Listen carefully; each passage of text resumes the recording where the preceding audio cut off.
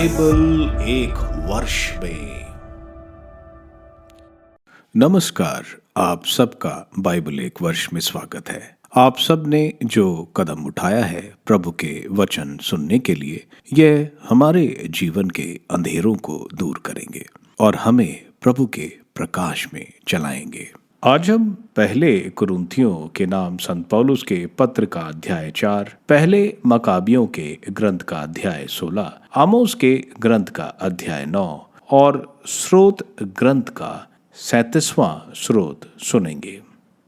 प्रभु का वचन सुनने से पहले आइए हम ईश्वर से प्रार्थना करें। हे प्रभु, हम आपका वचन सुनने वाले हैं। हमारे मन की आंखें खोलें और हमें आध्यात्मिक प्रज्ञा दें ताकि हम आपको जान सकें और आपके वचन के अनुसार अपना जीवन जिएं। यह हम मांगते हैं आपसे प्रभु यीशु के नाम, आमीन।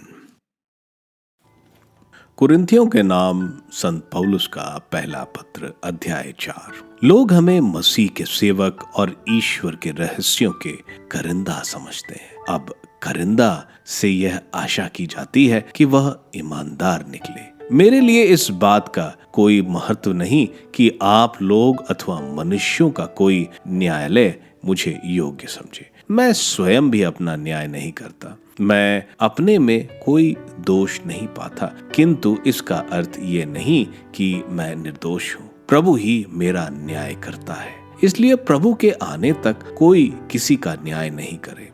वह अंधकार के रहस्य प्रकाश में लाएगा और हृदयों के गुप्त अभिप्राय प्रकट करेंगे। उस समय हर एक को ईश्वर की ओर से यथा योग्य श्रेय दिया जाएगा। भाइयों, मैंने आप लोगों के लिए अपने और अपोलोस के विषय में यह स्पष्टीकरण दिया है, जिससे आप हमारे उदाहरण से यह शिक्षा ग्रहण करें कि कोई भी धर्म ग्रंथ की मर्यादा का उल्लंघन न करे और आप एक का पक्ष लेते हुए और दूसरे का तिरस्कार करते हुए घमंडी न बने। कौन आपको दूसरों की अपेक्षा अधिक महत्व देता है? आपके पास क्या है जो आपको ना दिया गया है? और यदि आपको सब कुछ दान में मिला है तो इस पर गर्व क्यों करते हैं, मानो ये आपको ना दिया गया हो? अब तो आप लोग तृप्त हो गए हैं, आप धनी हो गए हैं। हमारे बिना ही आपको राज्य मिल चुका है। कितना अच्छा होता यदि आपको सचमुच राज्य मिला होता, तब हम भी शायद आपके राज्य के सहभागी बन जाते।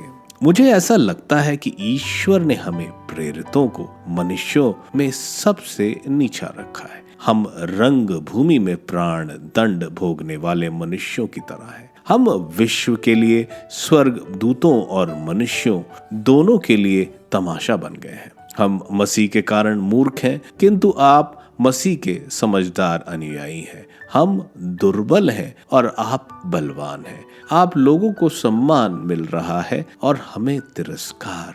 हम इस समय भी भूखे और प्यासे हैं, फटे पुराने कपड़े पहनते हैं, मार खाते हैं, भटकते फिरते हैं और अपने हाथों से परिश्रम करते करते थक जाते हैं। लोग हमारा अपमान करते हैं और हम आशीर्वाद देते हैं। वे हम पर अत्याचार करते हैं और हम सहते जाते हैं। वे हमारी निंदा करते हैं और हम नम्रता पूर्वक अनुनय विनय करते हैं। लोग अब भी हमारे साथ ऐसा व्यवहार करते हैं मानो हम पृथ्वी के कचरे और समाज के कूड़े करकट हों। पौलुस का पितृतुल्य प्रेम। मैं आप लोगों को लज्जित करने के लिए यह नहीं लिख रहा हूँ, बल्कि आपको अपनी प्यारी संतान मानकर समझा रहा हूँ, क्योंकि हो सकता है कि मसीह में आपके 1000 शिक्षक हों, किंतु आपके अनेक पिता नहीं हैं। मैंने सुसमाचार द्वारा ईसा मसीह में आप लोगों का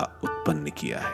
इसलिए मैं आप लोगों से यह अनुरोध करता हूं कि आप मेरा अनुसरण करें। इसी में मैंने प्रभु में अपने प्रिय एवं विश्वासी पुत्र तिमोथी को आपके यहाँ भेजा है। वह आपको मसीह के विषय में मेरी शिक्षा का स्मरण दिलाएगा, जिसका मैं सब जगह हर कलीसिया में प्रचार करता हूँ। कुछ लोग यह समझकर घमंडी बन गए हैं कि मैं आपके यहाँ नहीं आऊंगा। यदि प्रभु की इच्छा हो तो मैं शीघ्र ही आप लोगों के वहां आऊंगा और उनकी बातों से नहीं बल्कि उनके कार्यों से उन घमंडियों को परखना चाहूंगा, क्योंकि ईश्वर का राज्य बातों में नहीं बल्कि कार्यों में है। आप लोग क्या चाहते हैं? क्या मैं लाठी लिए आपके पास आऊं या प्रेम और कोमलता का भाव लेकर? मकाबियों का पहला ग्रंथ अध्याय 16। कंदबैस से लोगों की रक्षा। तब यूहन्ना गजेर से अपने पिता सिमोन के पास गया और उसने कंदबैस के आतंक के विषय में बतलाया। सिमोन ने अपने 2 बड़े पुत्र यूदस और योहन से कहा, मैं, मेरे भाई और मेरे कुटुंबी अपने बचपन से आज तक इजराइल के लिए लड़ते आए हैं। न जाने कितनी बार हमारे हाथों ने इजराइल की रक्षा की है। अब मैं वृद्ध हो चला हूँ, लेकिन तुम प्रभु की दया से युद्ध करने योग्य हो गए हो। तुम मेरी तथा मेरे भाई की जगह हमारे राष्ट्र के लिए लड़ने जाओ। प्रभु की सहायता तुम्हारे साथ हो। उसने देश में 20,000 सैनिक और घुड़सवार चुने और वे कंदबैस के विरुद्ध युद्ध करने चले। उन्होंने मोदीन में रात बिताई, फिर वे भोर को मैदान की ओर आगे बढ़े। वहां उन्होंने यह देखा कि घुड़सवारों और पैदल सैनिकों की एक विशाल सेना उनके सामने है। दोनों के बीच एक नदी थी। यूहन्ना ने अपने आदमियों के साथ शत्रुओं के सामने पड़ाव डाला। जब उसे पता चला कि उसके आदमी नदी पार करने में डर रहे हैं, तो उसने सबसे पहले नदी पार की। यह देखकर उसके सैनिक भी उसके बाद पार हुए। उसने अपनी सेना को 2 दलों में बांट दिया और पैदल सैनिकों के बीच घुड़सवार रखे, क्योंकि शत्रुओं के घुड़सवार की संख्या बहुत बड़ी थी। तुरही बच उठी। कंदबैस और उसकी सेना भाग निकली। उनके कितने ही लोग मारे गए और जो बच गए उन्होंने भागकर गढ़ में शरण ली। उस समय यूहन्ना का भाई यूदा घायल हो गया, किंतु यूहन्ना ने शत्रुओं को किद्रोन तक खदेड़ दिया, जिसका कंदबैस ने पुनः निर्माण किया था। भागने वालों ने अजौद के मैदान के बुर्जों में शरण ली। यूहन्ना ने नगर को जला दिया। शत्रुओं में लगभग 2000 मारे गए। यूहन्ना सकुशल यहूदिया लौट आया। सिमोन की हत्या। अबूबस का पुत्र बेतलेमस यरीको के मैदान की सेना का अध्यक्ष नियुक्त किया गया। उसके पास बहुत चांदी सोना था, क्योंकि वह प्रधान याजक का दामाद था। वह घमंडी हो गया और देश पर अधिकार करने की सोचने लगा। उसने सिमोन और उसके पुत्रों का वध करने का कपटपूर्ण योजना बनाई। सिमोन प्रशासक के रूप में देश के नगरों का भ्रमण करता था। 117वें वर्ष के शबाट महीने में वह, उसके पुत्र मथाय और यूदा यरूको आए। अबीबस के पुत्र ने अपने बनाए ढोक नामक छोटे गढ़ में उनका कपटपूर्ण स्वागत सत्कार किया। उसने उन्हें दावत दी और पास ही सैनिकों को छुपा रखा। जब सिमोन और उसके पुत्र पी चुके तो बेतलेमस और उसके आदमी उठे और हथियार लिए भोजगृह में घुस आए। वे सिमोन पर टूट पड़े और उसे, उसके 2 पुत्रों तथा उसके साथियों में अनेक का वध किया। इस प्रकार उसने भलाई का बदला बुराई से चुकाकर घोर विश्वासघात किया। इसके बाद बेतलेमस ने इस विषय में राजा को लिखित विवरण भेजा और निवेदन किया कि वह उसकी सहायता के लिए सैनिक भेजे, जिससे वह नगर के साथ देश को राजा के हाथ दे सके। उसने कुछ लोगों को गेजर भेजा, जिससे वे यूहन्ना को समाप्त करें। उसने सेनापतियों के नाम पत्र भेजकर उन्हें अपने यहाँ आने पर निमंत्रण दिया, जिससे वह उन्हें चांदी, सोना और उपहार दे। उसने अन्य लोगों को यरूशलेम और मंदिर के पर्वत पर अधिकार करने भेजा, किंतु उनमें एक आदमी आगे दौड़कर गेजर में यूहन्ना के पास यह संदेश लाया कि उसके पिता और उसके भाई मार डाले गए हैं, और उसको सावधान किया कि बेतलेमस ने आपका भी वध करने आदमी भेजे हैं। यह सुनकर यूहन्ना भयभीत हो उठा और उन आदमियों को पकड़वाया और मरवा डाला जो उसका वध करने आए थे, क्योंकि उसे मालूम हो गया था कि वह उसकी हत्या करने आए थे। यूहन्ना का शेष इतिहास, उसकी लड़ाइयाँ, उसकी वीरता, उसके द्वारा दीवारों का निर्माण और उसके अन्य कार्यों का वर्णन, ये सब उस दिन से लेकर जब वह अपने पिता के स्थान पर प्रधान याजक बना, प्रधान याजकों के इतिहास में लिखा है। आमोस का ग्रंथ अध्याय 9। वेदी। मैंने प्रभु को वेदी के पास खड़ा देखा। उसने कहा, खंभों के शीर्ष पर प्रहार करो, जिससे डयोडिया तक हिल उठे। इन सब लोगों के सिर पर गिरा दो। जो बच भी जाएंगे उनको मैं तलवार के घाट उतार दूंगा। उनमें से एक भी भाग नहीं सकेगा, एक भी बच नहीं पाएगा। यदि वे सुरंग खोद पर अधोलोक तक भी पहुंच जाएं, तो मैं उन्हें वहां से भी अपने हाथ बढ़ाकर पकड़ लूंगा। और यदि वे स्वर्ग तक भी चढ़ जाएं, तो मैं उन्हें वहां से भी नीचे खींच लाऊंगा। यदि वे कारमेल पर्वत के ऊपर चढ़कर छिप जाएं, तो मैं उन्हें वहां से भी ढूंढकर पकड़ लूंगा। यदि वे मेरी दृष्टि से बचने के लिए समुद्र की गहराई में जा छुपे, तो मैं वहां सर्प से उन्हें डसवा दूंगा। यदि उनके शत्रु उन्हें निर्वासित कर अपने देश की ओर हाँकते ले जाएं, तो वहां भी मैं उन पर तलवार चलाकर उन्हें मार डालूंगा। मैं उनकी भलाई के उद्देश्य से नहीं, वरन हानि पहुंचाने के लिए उन पर दृष्टिपात करूंगा। प्रभु विश्वमंडल का ईश्वर है। वह पृथ्वी का स्पर्श कर उसे गला देता है और उसके सभी निवासी विलाप करने लगते हैं। वह नील नदी की बाढ़ की तरह हिलोरे लेने लगती है और फिर मिस्र की नील नदी की तरह शांत हो जाती है। उसी प्रभु ने स्वर्ग के ऊपर अपनी अट्टलिका खड़ी की है और आकाश के मंडप को पृथ्वी के ऊपर तान रखा है। वह समुद्र के जल को आदेश देकर बुलाता है और उसे पृथ्वी तल पर बरसाता है। उसका नाम प्रभु ईश्वर है। भविष्य। इज़राइल की संतान, क्या तुम और कुशी मेरी दृष्टि में एक समान नहीं हो?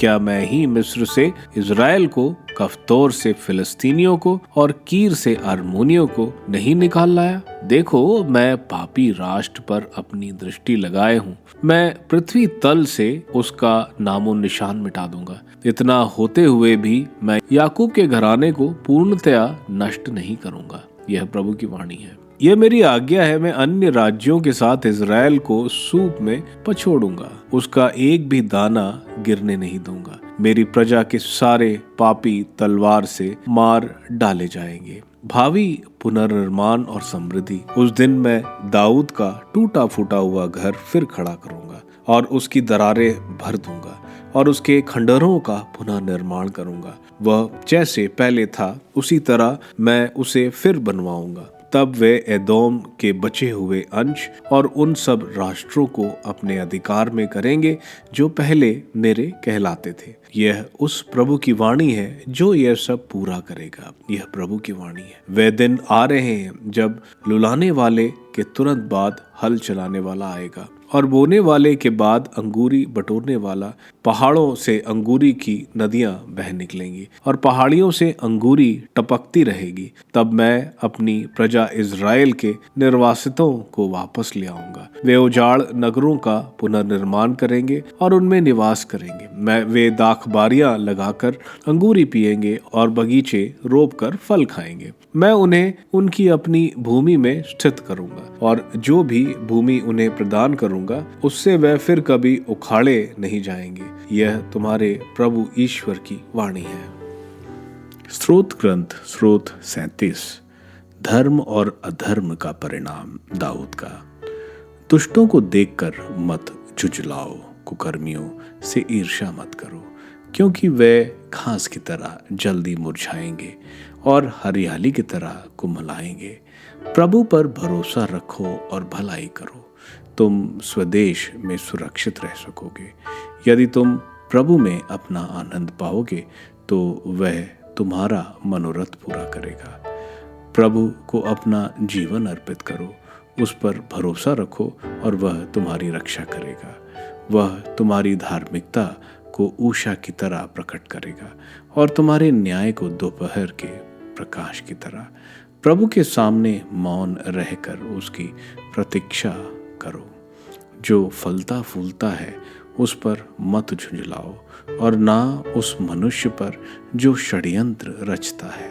क्रोध मत करो, आवेश छोड़ो, मत झुंझलाओ, यह बुराई की ओर ले जाता है, क्योंकि दुष्टों का विनाश होगा, किंतु प्रभु की प्रतीक्षा करने वाले देश के अधिकारी होंगे।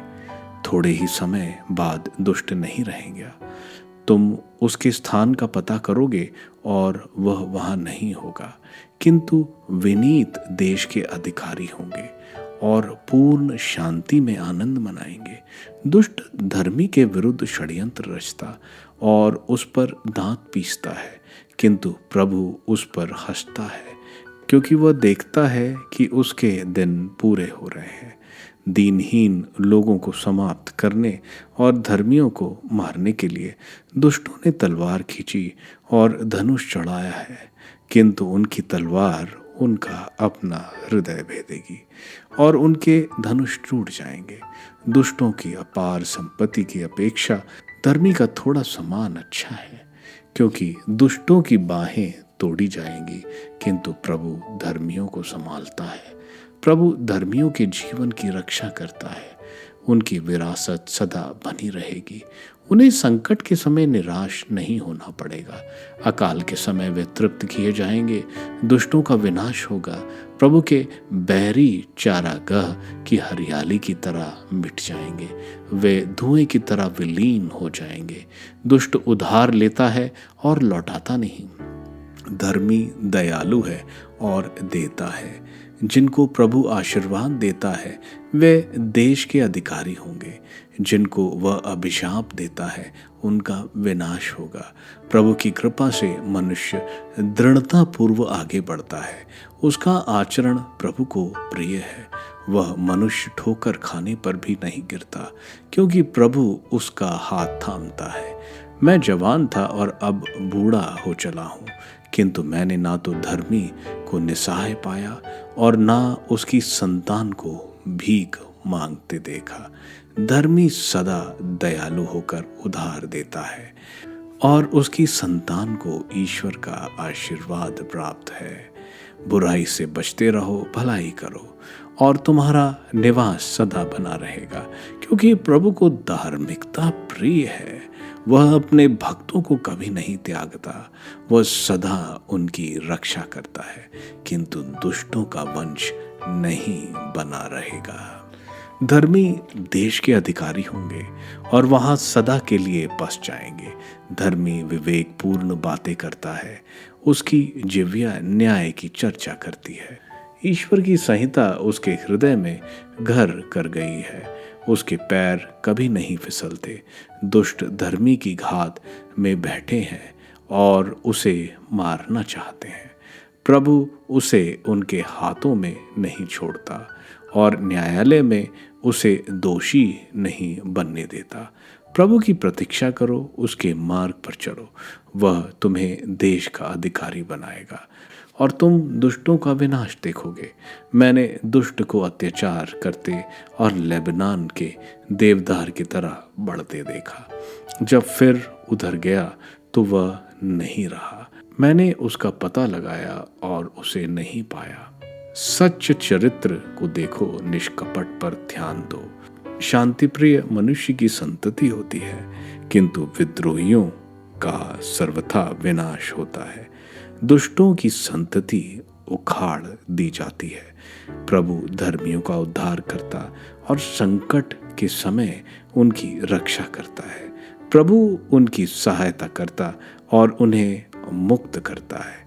वह उन्हें दुष्टों से छुड़ाना और उनका उद्धार करता है, क्योंकि वे उसकी शरण आए हैं। पहले कुरिन्थियों के नाम संत पौलुस के पत्र के अध्याय 4 में संत पौलुस आध्यात्मिक गुरु जो प्रभु यीशु के कलीसिया का देखभाल करते हैं उनकी बात कर रहे हैं, जो प्रभु के सुसमाचार में जो रहस्य छुपे हैं उनको प्रकट करते हैं। आगे वो बोल रहे हैं कि संत पौलुस का अंतर्मन साफ है, लेकिन अंतिम फैसला इसके बारे में ईश्वर के फाइनल जजमेंट का इंतजार करना होगा। अपने किए कार्यों और दूसरों के किए कार्यों जिस पर हम जजमेंट देते हैं उसका फाइनल जजमेंट जो है वो ईश्वर करेंगे, उसका इंतजार करना होगा। आगे जो ईश्वर द्वारा दिए गए आत्मिक उपहार जो मिले हैं उस पर क्यों डींग मारते हैं उसको संत पौलुस बोल रहे हैं। आगे वे बोल रहे हैं कि प्रेरितों को अपराधियों की तरह उनका तिरस्कार और अत्याचार सामूहिक सभा के सामने किया जाता है। संत पौलुस अपने आप को कुरिन्थ की कलीसिया के पिता समझते थे, क्योंकि उन्होंने उनको सुसमाचार दिया। पुराने विधान में ईश्वर ने एरन और उनके पुत्रों को पुरोहिताई दी थी। उसी तरह नए विधान में प्रभु यीशु कलीसिया के पुरोहितों को आध्यात्मिक पिता चुना है, सुसमाचार के पुरोहित के तौर पर। वेटिकन काउंसिल 2 भी यही बात बोलती है कि कलीसिया के पुरोहित फादर्स और शिक्षक हैं ईश्वर के अपने लोगों के।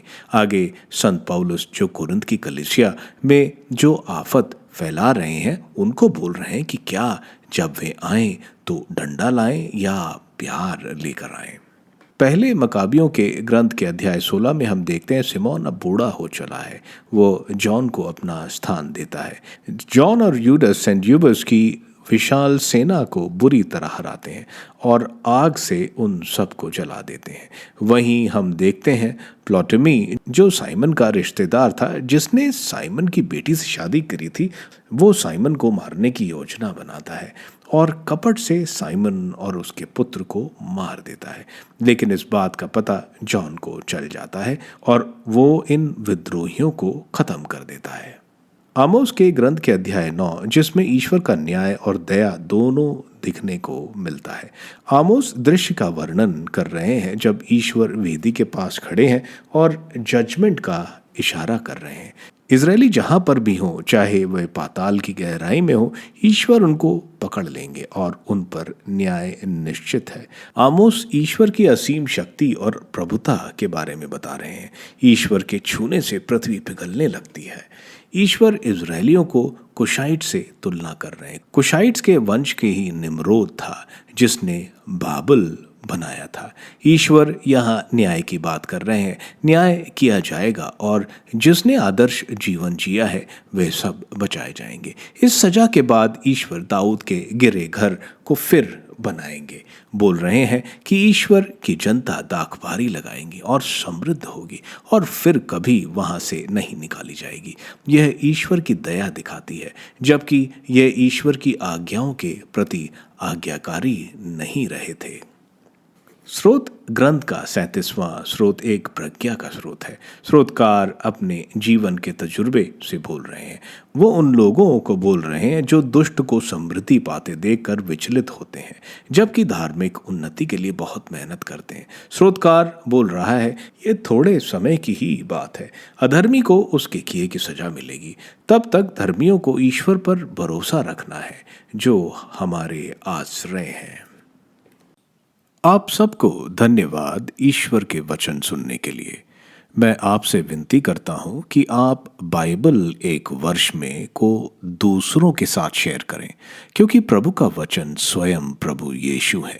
प्रभु को दूसरों को देने वालों को प्रभु की आशीष जरूर मिलेगी। मैं आप सबका बड़ी बेसब्री से कल इंतजार करूंगा। धन्यवाद।